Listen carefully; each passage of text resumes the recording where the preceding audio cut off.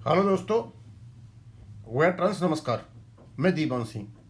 मैं आपको बताना चाहूँगा कि हमारे साथी ये बिना समझे हुए कि माननीय सुप्रीम कोर्ट में जो सुनवाई हो रही है वो सिविल अपील की हो रही है, और जो जजमेंट आया था चंडीगढ़ हाई कोर्ट का वो अभी कंटिन्यूएशन में है। यदि कोई अपील की सुनवाई होती है तो उसमें 4-5 चीज़ों को देखा जाता है। पहले तो question of law, matter of fact, कोई प्रोसीजरल डिफेक्ट और या कोई ज्यूरिसडिक्शन की बातें हैं। सारी कुछ ठीक है, इसमें केवल और केवल क्वेश्चन ऑफ लॉ डिसाइड करना है माननीय सुप्रीम कोर्ट को। वो ऑलरेडी डिसाइड हो चुका है। कोई किसी प्रकार का नया फैक्ट अंदर नहीं जा सकता। नया फैक्ट माननीय सुप्रीम कोर्ट में हुआ था 5 तारीख को। वो फंड की थ्योरी जब गाई गई थी वो उससे अनरिलेटेड थी, उसको सुप्रीम कोर्ट ने आगे नहीं चलने दिया। और जो नई पार्टी आई थी अराइज के नाम से, इम्प्लीड पार्टी, उसको भी नहीं आने दिया, क्योंकि उसके आने से नए फैक्ट बनते थे। यहाँ सुनवाई केवल हो रही है, सिविल अपील की हो रही है। और कोर्ट ने यह डिसाइड कर दिया है कि 35/1 ऑपरेशन का क्लॉज है। Question of law has been decided now, there is no if and but now. लेकिन हमारे कुछ साथी अपना मत अब अलग अलग प्रकार से बता रहे हैं। कोई फंड की बातें कर रहा है, और अभी देखा हमने आरबीआई हमारे जो पेंशन अपडेशन के केस को देख करके आरबीआई वाले भी प्रोत्साहित हैं। वो चाहते हैं कि वो भी केस जाके करें, क्योंकि उनका लिमिटेड अपडेशन है। उनका एक लेटर इससे पहले मैंने डाला हुआ है, आप उसको देखोगे तो यहाँ हमारे साथ ही हैं राजकुमार वर्मा जी।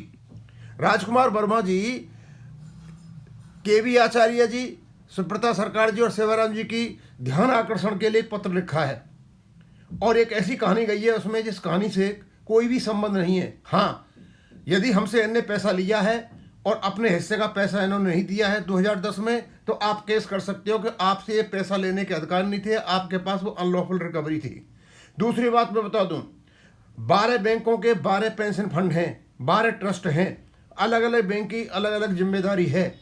इन ट्रस्टों पर पूर्ण रूपेण सीएमडी का अधिकार है। उनकी जिम्मेदारी है केवल और केवल रेगुलेशन के अनुसार 7 और 11 के अनुसार पैसे का प्रबंध करना, और जब तक करना जब तक एक भी पेंशनर जिंदा रहता है।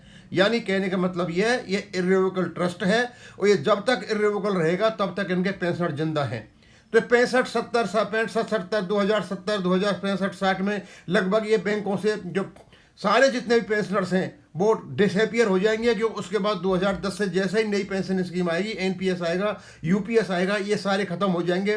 और जैसे ही कोई बेनिफिशियरी नहीं रहेगा, ये इर्रिवोकेबल ट्रस्ट रिवोकेबल में बदल जाएगा, और रिवोकेबल ट्रस्ट को कभी भी ट्रस्टर खत्म कर सकता है। यानी सारा का सारा पैसा वापस बैंकों को चला जाएगा। हम जो ये कहानी गाते रहते हैं सुबह से लेकर शाम तक कि हमारा पैसा है, यही कहानी सुप्रीम कोर्ट में गाई थी। हमारा पैसा है, हमारा अधिकार है, कम हो जाता है तो हम पेंशन कम ले लेंगे। एक ऐसी अप्रिय स्टेटमेंट सुप्रीम कोर्ट में गया तो नहीं जाना चाहिए था।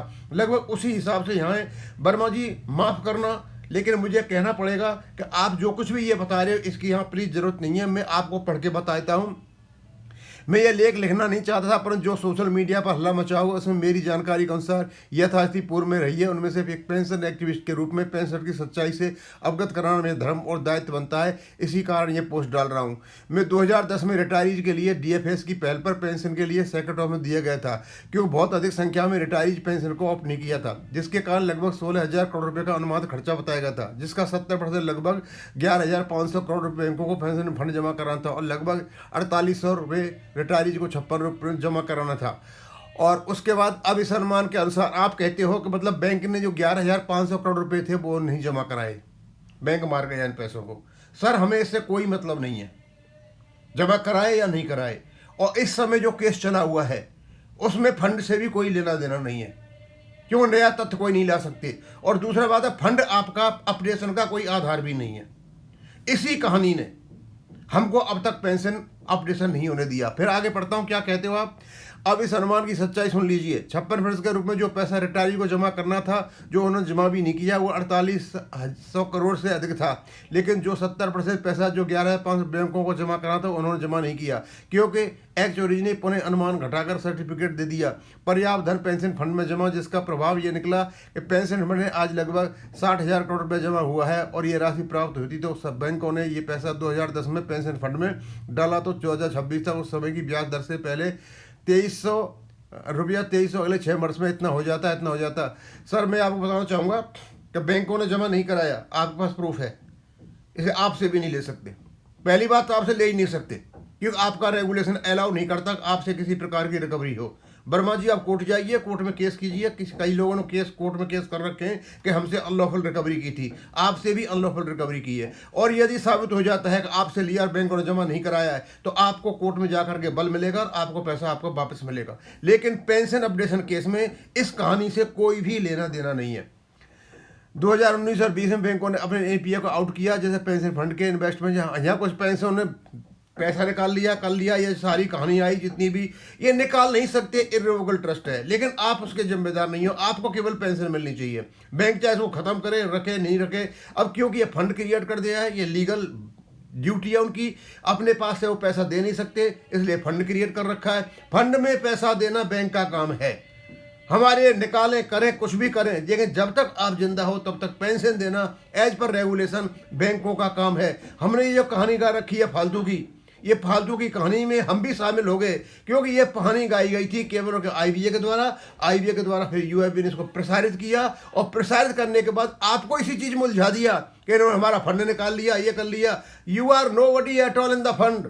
आप मैनेज नहीं कर रहे हो फंड को मैनेज कर रही है बैंक, और बैंक के सीएमडीज स्टेटरी बॉडीज कर रही हैं। और यदि उसमें किसी प्रकार की कमी बेसी होती है तो रेगुलेशन 11 आपका 1995 का जो रेगुलेशन है बैंक का पेंशन का, वो आपको इन बैंकों को बाध्य करता है कि आप फंड प्रोवाइड कराएं। फिर आपकी कहाँ जरूरत पड़ रही है सर जबरदस्ती आ बैल मुझे मार कि हमारे पेंशन फंड कहाँ चला गया, कैसे चला गया, क्या जबरदस्ती क्यों कब्र खोदते हो किसी दूसरे की आप? इसी चीज में उलझे हुए हमारे लोग, और इसी उलझन ने हमको पेंशन अपडेशन नहीं होने दिया। अब आगे तो मैं क्या कहूँ आपसे, सारी चीज़ यही है आपकी, और आप चाहते हैं कि ये चीज़ को सुप्रीम कोर्ट में रखा जाए। वर्मा जी मैं आपको बताना चाहूँगा, आपकी इस कहानी से कोई भी सुप्रीम कोर्ट में लेना देना नहीं है क्योंकि ये सिविल अपील है और आपका ये बिल्कुल नया तथ्य है। नए तथ्य बस सुप्रीम कोर्ट में नहीं रखे जा सकते। और दूसरी बात, सुप्रीम कोर्ट का इस पेंशन फंड से कोई लेना देना नहीं है। It is not the duty of the supreme court to find out क्या हुआ क्या नहीं हुआ। हाँ, आप चाहते हो यदि किसी ने कुछ ऐसा काम किया है तो आप एक अलग से केस डाल सकते हो, लेकिन पेंशन अपडेशन केस के साथ में इसका कोई भी संबंध नहीं है। अब क्योंकि ये काफ़ी वायरल हो रहा था, मैं चाहता था मैं आपको बता दूं, क्योंकि इस प्रकार की कोई भी कहानी सुप्रीम कोर्ट में इस समय नहीं चल रही है। वहाँ कहानी एक ही चली थी, वो ये था कि यदि आप एक बार अपडेशन करके बैठे हो तो आगे आपने क्यों रोका। यही मैंने कहा था, यही लाइन ऑफ आर्गूमेंट है, कोर्ट ने यही पकड़ रखा है और कोर्ट ने सिद्ध कर दिया है। अब आगे ए फॉरवर्ड कुछ नहीं छोड़ा है कि आपके आर्गूमेंट रेलेवेंट है, आपने पेमेंट नहीं किया, रेगुलेशन के अनुसार पेमेंट करना पड़ेगा। रेगुलेशन 35/1 है, वही है वहाँ पर, उसी को करना है, क्योंकि 35/1 को चंडीगढ़ हाई कोर्ट ने नकार दिया था, वहाँ सिद्ध नहीं हो पाया था। यहाँ कोर्ट ने माना हाँ 35/1 अपडेशन का क्लॉज है। प्लीज़ इस प्रकार की कहानी आप कहें न कहें, क्योंकि इनसे कोई असर तो होना नहीं है। अब मैं इसको यही ख़त्म करूँगा। थैंक यू, धन्यवाद।